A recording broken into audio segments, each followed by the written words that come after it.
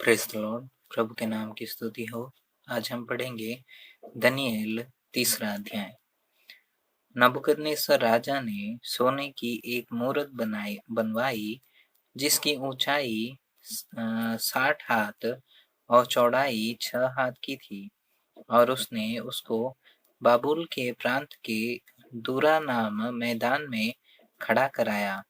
तब नबूकदनेस्सर राजा ने अधिपतियों, हाकिमों, गवर्नरों, जजों, खजांचियों, न्यायियों, शास्त्रियों आदि प्रांत प्रांत के सब अधिकारियों को बुलवा भेजा कि वे उस मूरत की प्रतिष्ठा में आए जो उसने खड़ी कराई थी। तब अधिपति, हाकिम, गवर्नर, जज, खजांची, न्यायी, शास्त्री आदि प्रांत प्रांत के सब अधिकारी नबूकदनेस्सर राजा की खड़ी कराई हुई मूरत की प्रतिष्ठा के लिए इकट्ठे हुए और उस मूरत के सामने खड़े हुए। तब ढिंढोरिये ने ऊंचे शब्द से पुकार कर कहा, हे देश देश और जाति जाति के लोगों और भिन्न भिन्न भाषा के बोलने वालों, तुमको यह आज्ञा सुनाई जाती है कि जिस समय तुम नरसिंगे, बांसुली, वीणा, सारंगी, सितार, शहनाई आदि सब प्रकार के बाजों का शब्द सुनो, तुम उसी समय गिरकर नबूकदनेस्सर राजा की खड़ी कराई हुई सोने की मूरत को दंडवत करो।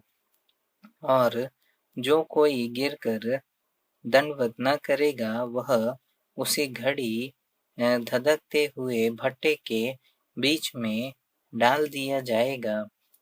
इस कारण उस समय ज्यों ही सब जाति के लोगों को नरसिंगे, बांसुली, वीणा, सारंगी, सितार, शहनाई आदि सब प्रकार के बाजों का शब्द सुन पड़ा, त्यों ही देश देश और जाति जाति के लोगों और भिन्न भिन्न भाषा बोलने वालों ने गिरकर उस सोने की मूरत को जो नबूकदनेस्सर राजा ने खड़ी कराई थी दंडवत की। उसी समय कई एक कसदी पुरुष राजा के पास गए और कपट से यहूदियों की चुगली खाई। वे नबूकदनेस्सर राजा से कहने लगे, हे राजा, तू चिरंजीव रहे। हे राजा, तूने जो तो यह आज्ञा दी है कि जो मनुष्य नरसिंगे, बांसुली, वीणा, सारंगी, सितार, शहनाई आदि सब प्रकार के बाजों का शब्द सुने, वह गिरकर उस सोने की मूरत को दंडवत करे, और जो कोई गिरकर दंडवत न करे वह धधकते हुए भट्टे के बीच में डाल दिया जाए। देख, शद्रक, मेशक और अबेदनगो नाम कुछ यहूदी पुरुष हैं जिन्हें तूने बाबुल के प्रांत के कार्य के ऊपर नियुक्त किया है। उन पुरुषों ने, हे राजा, तेरी आज्ञा की कुछ चिंता नहीं की। वे तेरे देवता की उपासना नहीं करते, और जो सोने की मूरत तूने खड़ी कराई है उसको दंडवत नहीं करते। तब नबूकदनेस्सर ने रोष और जलजलाहट में आकर आज्ञा दी कि शद्रक, मेशक और अबेदनगो को लाओ। तब वे पुरुष राजा के सामने हाजिर किए गए। नबूकदनेस्सर ने उनसे पूछा, है शद्रक, मेशक और अबेदनगो, तुम लोग जो मेरे देवता की उपासना नहीं करते और मेरी खड़ी कराई हुई सोने की मूरत को दंडवत नहीं करते, तो क्या तुम जानबूझकर ऐसा करते हो? यदि तुम अभी तैयार हो कि जब नरसिंगे, बांसुली, वीणा, सारंगी, सितार, शहनाई आदि सब प्रकार के बाजों का शब्द सुनो और उसी क्षण गिरकर मेरी बनवाई हुई मूरत को दंडवत करो तो बचोगे, और यदि तुम दंडवत न करो तो इसी घड़ी धधकते हुए भट्टे के बीच में डाले जाओगे। फिर ऐसा कौन देवता है जो तुमको मेरे हाथ में छुड़ा सके? शद्रक, मेशक और अबेदनगो ने राजा से कहा, है नबूकदनेस्सर, इस विषय में तुझे उत्तर देने का हमें कुछ प्रयोजन नहीं जान पड़ता। हमारा परमेश्वर जिसकी हम उपासना करते हैं, वह हमको उस धधकते हुए भट्टे की आग से बचाने की शक्ति रखता है। वरन हे राजा, वह हमें तेरे हाथ से भी छुड़ा सकता है। परंतु यदि नहीं, तो हे राजा, मुझे तुझे मालूम हो कि हम लोग तेरे देवता की उपासना नहीं करेंगे और न तेरी खड़ी कराई हुई सोने की मूरत को दंडवत करेंगे। तब नबूकदनेस्सर झुंझला उठा और उसके चेहरे का रंग शद्रक, मेशक और अबेदनगो की ओर बदल गया, और उसने आज्ञा दी कि भट्टे को 7 गुना अधिक धधका दो। फिर अपनी सेना में के कई एक बलवान पुरुषों को उसने आज्ञा दी कि शद्रक, मेशक और अबेदनगो को बांधकर उन्हें धधकते हुए भट्टे में डाल दो। तब वे पुरुष अपने मोजों, अंगरखों, बागों और वस्त्रों सहित बांधकर उस धधकते हुए भट्टे में डाल दिए गए। वह भट्टा तो राजा की दृढ़ आज्ञा होने के कारण अत्यंत धधकाया गया था।